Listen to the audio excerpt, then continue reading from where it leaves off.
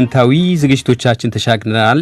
ዓለም አቀፉ የገንዘብ ድርጅት የኢትዮጵያን ኢኮኖሚ ትንበያ ለምን ዘለለ ሲል ያጠይቃል። የኢኮኖሚ ያለው መሰናዷችን ዓለም አቀፉ የገንዘብ ድርጅት በእንግሊዘኛ ምህጻሩ IMF ከሰሃራ በታች የሚገኙ 45 ሀገራት በሚቀጥለው ዓመት የሚኖራቸው ምጣኔ ሀብታዊ እድገት ትንበያ ይፋ ሲያደርግ ኢትዮጵያን ሳያካትት ቀርቷል።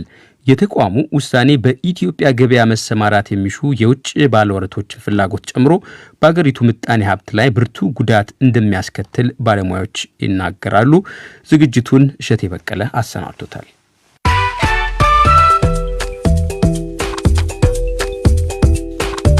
ኢኮኖሚው ዓለም ዓለም አቀፉ የገንዘብ ድርጅት ወይም IMF ከሰሃራ በረሃ በታች የሚገኙ የአፍሪካ አገራት በሚቀጥለው ዓመት የሚኖራቸውን ምጣኔ ሀብታዊ እድገት ሲተነብይ የኢትዮጵያን ሳያካትት ቀርቷል። ባለፈው ሳምንት ይፋ የሆነው የዓለም አቀፉ የገንዘብ ድርጅት ሰነድ የ45 የአፍሪካ አገራትን የምጣኔ ሀብት ይዞታ የሚያሳዩ መረጃዎችና ሊገባደድ 2 ወራት በቀሩት የጎርጎሮሳዊው 2021 ዓ.ም የሚጠበቀውን እንደዚሁም በመጪው ዓመት የሚኖራቸውን ኢኮኖሚያዊ እድገት ትንበያ ያካተተ ነው። ሊገባደድ 2 ወራት ብቻ በቀሩት የጎርጎሮሳዊው 2021 ዓ.ም የኢትዮጵያ ምጣኔ ሀብት በ2 በመቶ እንደሚያድግ የዓለም አቀፉ የገንዘብ ድርጅት ትንበያ ያሳያል። ከሰሃራ በረሃ በታች የሚገኙ የአፍሪካ አገራት ምጣኔ ሀብት በሚቀጥለው ዓመት 3.8 በመቶ እንደሚያድግ የዓለም አቀፉ የገንዘብ ድርጅት ትንበያ ያሳያል። ኤርትራ 4.8 በመቶ፣ ደቡብ ሱዳን 6.5 በመቶ ሊያድጉ እንደሚችሉ ይጠበቃል። የኢትዮጵያን ግን ባዶ አድርጎታል። በዓለም አቀፉ የገንዘብ ድርጅት የአፍሪካ ክፍል ኃላፊ አበበ አእምሮ ስላሴ ከጥቂት ቀናት በፊት በሰጡት ጋዜጣዊ መግለጫ እንደተናገሩት ተቋማቸው የኢትዮጵያን የቀጣይ ዓመት ምጣኔ ሀብት የተመለከተ ትንበያ ሳያካትት የቀረው በሁለት ምክንያቶች ነው። የመጀመሪያው በወደፊት ኢኮኖሚያዊ ሁኔታዎች ረገድ እጅግ ከፍተኛ የሆነ የእርግጠኝነት ማጣት አለ። ሁለተኛው ምክንያት የኢትዮጵያ መንግስት በአዲስ መርሃ ግብር ከዓለም አቀፉ የገንዘብ ድርጅት ድጋፍ ጠይቋል። በድጋፉ ላይ የሚደረጉ ውይይቶች ገና አልተጀመሩም። የኢኮኖሚ ትንበያውን ያላቀረብንባቸው 2 ምክንያቶች እነዚህ ናቸው። ይህ ከዚህ ቀደም ያልተደረገ አይደለም። አርጀንቲናና ሊባኖስን በመሳሰሉ ሀገሮች በእነዚህ 2 ምክንያቶች የእድገት ትንበያ ሳናቀርብ ቀርተን እናውቃለን። ዓለም አቀፉ የገንዘብ ድርጅት በዓመት 2 ጊዜ በሚያዝያና በጥቅምት ወራት ዓለም አቀፍ የኢኮኖሚ ትንበያ ይፋ ያደርጋል።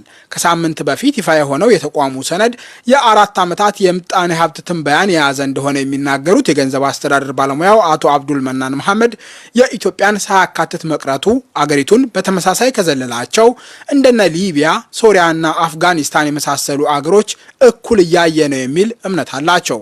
እንደ አቶ አብዱል መናን ከሆነ ዓለም አቀፉ የገንዘብ ድርጅት ኢትዮጵያን በትንበያው ሳያካትት በመቅረት የሚያስተላልፈው መልእክት ኢኮኖሚያዊ ብቻ አይደለም።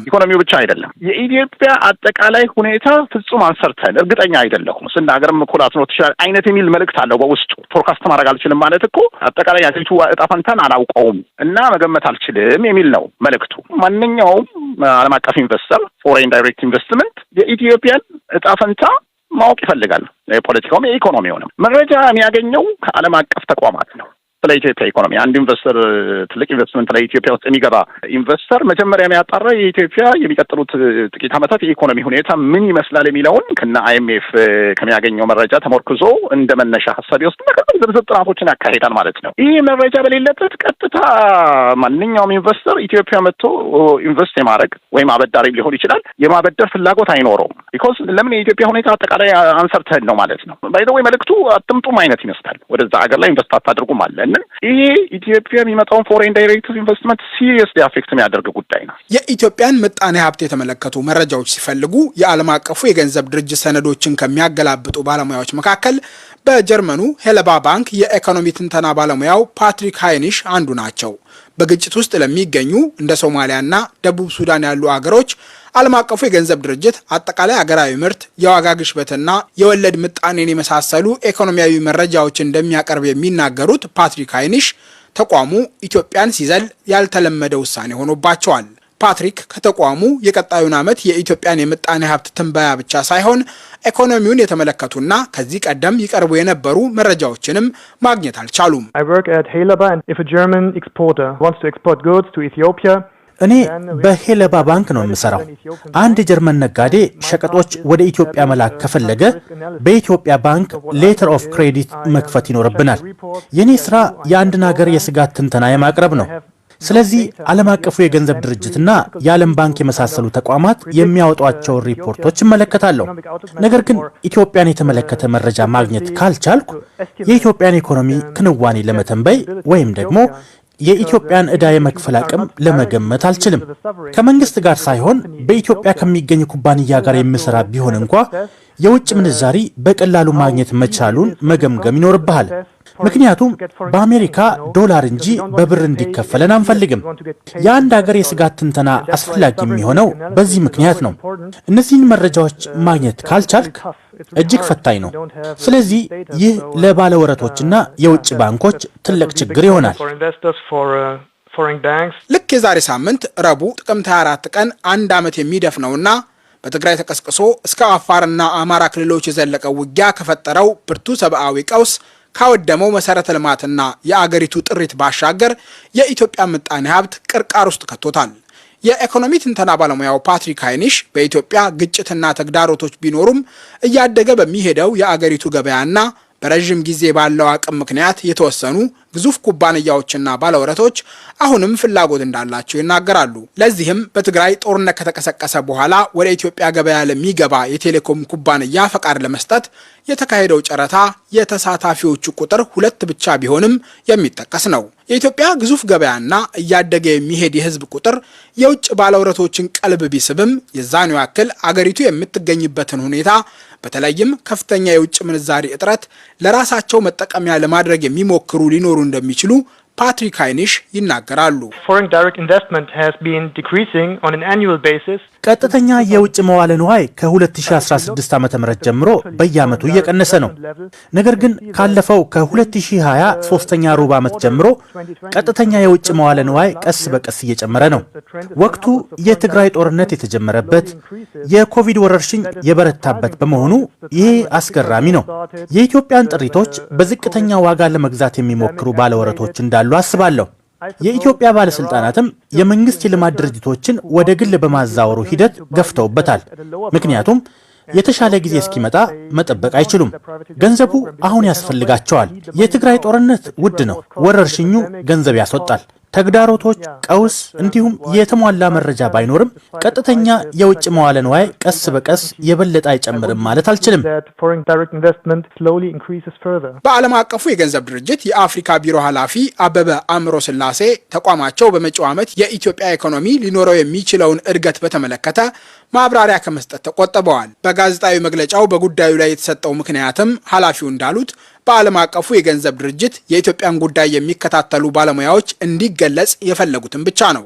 የገንዘብ አስተዳደር ባለሙያው አቶ አብዱል መናን መሐመድ ተቋሙ ደቡብ ሱዳንን የመሳሰሉ አገሮች ትንበያና ምጣኔ ሀብታዊ መረጃዎችን አቅርቦ የኢትዮጵያን አለማካተቱ ከኋላው ፖለቲካዊ ገፊ ምክንያት ሳይኖረው አይቀርም የሚል ጥርጣሬ አሳድሮባቸዋል። አፍጋኒስታን፣ ሲሪያ፣ ሊቢያ ኦልሞስት መንግስት የሌላቸው ሀገራቶች በላቸው ብዙ ችግር ያለባት ሳውት ሱዳን ግን ፎርካስት ተቀምጧል እና የሚመስለው ፖለቲካል ነው። እንደው ትክክለኛ የራሳቸው ጀጅመንት ቢኖርም ግን በንጽጽር ስናየው ከጠቀስኩልህ ሀገሮች አኳያ ሞር ፖለቲካል ይመስላል። አጠቃላይ ህልውናውን እኮ ጠራጠረዋለሁ ነው እያለ ያለው እና ትንሽ የሚያሳምን ሆኖ አላገኘሁትም እና ሞር ኦፍ ፖለቲካል ይመስላል እንጂ ማንም አሰስ ቢያደርግ እኔ የአይኤምኤፍ አይነት ድምዳሜ ላይ ይደርሳል የሚል እምነት የለኝም። ለምን ሌሎች ተቋማቶች ለምሳሌ የአፍሪካ ዲቨሎፕመንት ባንክ እንደዚሁ አይቼ ነበርና አለ ይሄ አንድም ኢትዮጵያ ላይ ጫና ማሳደሪያም ይመስላል። ለምን ኢንቨስተሮች እንዳይመጡ ማሸሽ ነው። አጥምጡ ነው ኮመለክስ። ኢትዮጵያ የተራዘመ የብድር አቅርቦት ወይም ኤክስቴንድድ ክሬዲት ፋሲሊቲ የተባለውና ባለፈው መስከረም 9 ቀን ያበቃው የዓለም የገንዘብ ድርጅት ማዕቀፍ እንዲቀጥል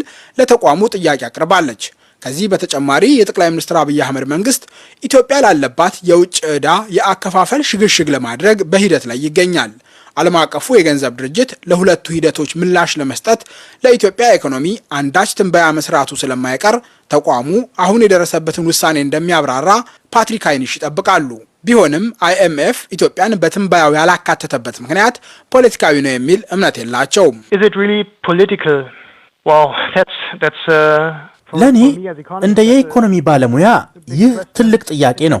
የዓለም አቀፉ የገንዘብ ድርጅት ቃል አቀባይ ዋናውን ምክንያት እንደማያውቁና ጥያቄውን የኢትዮጵያን የኢኮኖሚ ትንበያ ለሚሰሩ ባለሙያዎች ማስተላለፍ እንደሚፈልጉ ተናግረዋል።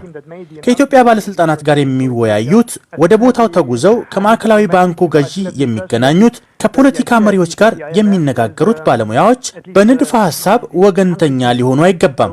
የሚሰሩት ሪፖርት ገለልተኛ በሆነ መንገድ መቅረብ አለበት። ፖለቲካዊ የሚሆነው የዓለም አቀፉ የገንዘብ ድርጅት ስራ አስፈጻሚ ቦርድ የሚያስተላልፈው ውሳኔ ነው። ምክንያቱም የአውሮፓ ህብረትና አሜሪካ አብላጫ ድምፅ አላቸው። የድርጅቱን ፕሮግራሞችና ክፍያዎች ማገድ ይችላሉ። የየሀገራቱን ጉዳይ የሚከታተሉ ባለሙያዎች ትንበያ ሲሰሩ ፖለቲካዊ መነሾ ይኖራቸዋል ብዬ አላስብም። ባለፈው ሳምንት IMF የገለጻቸው ጉዳዮች ትክክለኛ ምክንያት ናቸው ብዬ አምናለሁ። የኢትዮጵያ ኢኮኖሚ ወዴት እያመራ እንደሆነ እርግጠኞች አይደሉም። ከባለስልጣናቱ ጋር እየተወያዩ ነው። የዕዳ አከፋፈል ሽግሽግ ሂደቱን፣ የመንግስት የልማት ድርጅቶችን ወደ ግል የማዛወር ሂደቱን ከተመለከት ብዙ ነገሮች አሁንም ግልጽ አይደሉም። እንዲህ አይነት ትንበያ እርግጠኝነት የጎደለው የሚያደርጉ በርካታ ተለዋዋጮች አሉ። ስለዚህ እነዚህ ትክክለኛ ምክንያቶች ናቸው፣ ከፖለቲካ የተያያዘ አይደለም ብዬ አምናለሁ።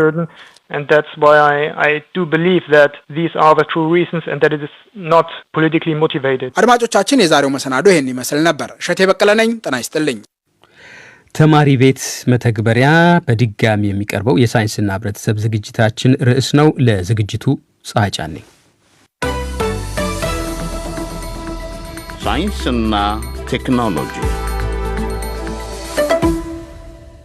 በኢትዮጵያ 33 ሚሊዮን የሚጠጉ ተማሪዎች በአንደኛና በሁለተኛ ደረጃ ትምህርት ቤቶች በመማር ላይ እንደሚገኙ የተባበሩት መንግስታት የትምህርት የሳይንስና የባህል ድርጅት መረጃ ያሳያል። ይሁን እንጂ የትምህርት ጥራትን የሚወስኑት ብቁ መምህራን፣ የመጽሐፍትና የቤተ መጻሕፍት እጥረት እንዲሁም የመማሪያ ክፍሎች ጥበት አሁንም ድረስ ችግሮች ናቸው። ሁለት የዩኒቨርሲቲ ተማሪዎች ይህንን ችግር በመጠኑም ቢሆን ለመቅረፍ የሚያግዝ መተግበሪያ ሰርተዋል። ተማሪ ቤት በመባል የሚጠራው ይህ መተግበሪያ በተለያዩ ቋንቋዎች የትምህርት መረጃዎችን በየደረጃው ለሚገኙ ተማሪዎች በተንቀሳቃሽ ስልክ የሚያደርስ ነው።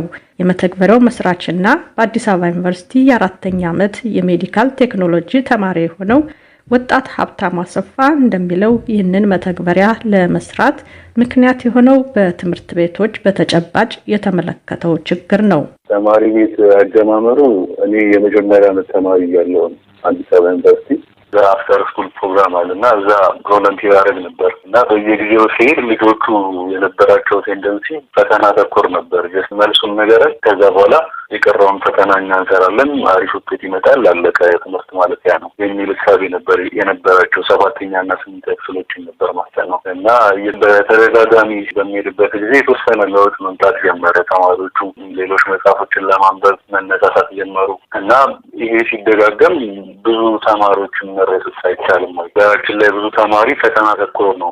ትምህርት ቤቶች ለፈተና መዘጋጃ ቦታ እንጂ መማሪያ ቦታ አይደሉም። ስለዚህ ይሄን የተወሰነ እንኳን መለወጥ ቢቻል ከዚህ የሚበዙ ተማሪዎችን መረዳት ቢቻል በሚል ነበረ። ተማሪዎችን ለማስጠናት በበጎ ፈቃድ አገልግሎት በተሰማራበት ወቅት ካጋጠመው ችግር በተጨማሪ ተወልዶ ባደገባት መተሐራ ከተማ የአንደኛና የሁለተኛ ደረጃ ትምህርቱን በሚከታተልበት ወቅት ይመለከተው የነበረው የትምህርት አሰጣጥ የመጽሐፍት ይዘትና ትምህርትን ለእውቀት ሳይሆን ለፈተና ብቻ አድርጎ የመመልከት ችግርም መተግበሪያውን ለመስራት ለወጣቱ ሌላው መነሻ ነበር። ሃይስኩል ጀምሮ ተፋረድ ነበር። ሃይስኩል ኢትዮጵያ 9ኛ 10ኛ ሃይስኩል የሚባለው ፕሪፓራቶሪ ስገባ ማትራንዳ ፕሮጀክት ስገባ የተሻለ ነገር ይሆናል እየጠበቅ ነበር። ተመሳሳይ ነገር ቀጠለ። ዩኒቨርሲቲ ስገባ እንደውም ከዛ የባሰ ነበር። ሀገሪቱ ላይ ያለ የሚባል ዩኒቨርሲቲ ነው ጆይን ያደረኩት። ግን ሁሉም የሚሮጠው መምህራኑን ጨምሮ ለፈተና ነበር እንጂ ያለውን ሳብጀክት ማተር ተረድቶ ተማሪዎች ደስ ብሏቸው ኢንጆይ አድርገውት እንዲያልፉ ሳይሆን ኤግዛም አለ ለዛ ፕሪፔር ማድረግ እሱም ማለፍ አለቀ። ይሄ ነበር ትምህርት ማለት እና ሁሌም የተወሰነ ነገር ማድረግ ፈልግ ነበር። ሃይስኩል ከመማርበት ጊዜ ጀምሮ ከቴክስት ቡኮቹ አንስቶ የመምህራኖቹ ብቃት፣ የትምህርት አሰጣጡ ራሱ እና ሁሉም ብዙ ደስ የሚያሰኝ አይደለም። እስቲ እኛ ሀገር ያለው ነገር ማለት ነው። ይሄ እንደተቻለ አቅም ለማገዝ እንደ ሶሻል ኢንተርፕረነርሺፕ አይነት ነገር ነው እንጂ ንግድ ወይንም እንደ ቢዝነስ ሳይሆን ከገንዘቡ የበለጠ ትውልድን ኢምፓክት ከማድረግ የተነሳ የመጣ ነገር ነው ተማሪ ቤት ማለት። ሀብታሙ መተግበሪያውን የሰራው በጎርጎሪያኑ 2019 ዓ.ም ሲሆን ከዓመት በኋላ ግን ናትናኤል ጉሽማ የተባለ የዩኒቨርሲቲ ጓደኛውን በስራው እንዲካተት በማድረጉ መተግበሪያውን በጋራ በማሻሻል በዋናነት 2 አገልግሎቶችን እንዲሰጥ ማድረግ ችለዋል። በዚህም የተማሪዎች የመማር ፍላጎት እንዲጨምር ከማድረግ አንጻር ጥሩ ምላሽ መገኘቱን ይናገራል። መጀመሪያው ኢለርኒንግ ፕላትፎርም ነው። በአማርኛ ቋንቋ የሚዘጋጁ ሌክቸር ቪዲዮዎችን እንደዚህም ደግሞ ሌክቸር ኖቶችን እና ሰልፍ ቴስት ኪዞችን የሚይዝ ተማሪዎች ዝም ብሎ ለፈተና ማዘጋጀት ብቻ ሳይሆን በቃ ጥያቄ ኪሪየስ እንዲሆኑ ለነገሮች ለሳይንስ ኪሪየስ እንዲሆኑ የሚያደርግ ፕላትፎርም ነው ኢለርኒንግ። ከዛ በተጨማሪ ቱቶሪንግ አለ። አስተኝ ለሚፈልጉ ወይም ሆም ቱቶርም ኦንላይን ቱቶርም ለሚፈልጉ ተማሪዎች ደግሞ እኛ ጋር ከ500 በላይ ቱቶሮች አሉ። ከነዛ ውስጥ ስክሪን እያደረግን ለወላጆችና ለተማሪዎች እናገናኛለን። ካገናኘንም በኋላ ፕሮግረሳቸውን ትራክ እናደርጋለን። አስተኝ በትክክል እያስጠና ነው፣ ተማሪውም የመማር ፍላጎቱ እየጨመረ ነው የሚለውን ትራክ እናደርጋለን እና እነዚህ 2ቱ ናቸው። እንደ ፓይለት ፕሮግራም አድርገን ነበረ የጀመርነው። በጣም ደስ በሚል ሁኔታ ተማሪዎቹ ውጤት ብቻ እንዲያሻሽሉ ሳይሆን በትክክል የመማር ፍላጎታቸው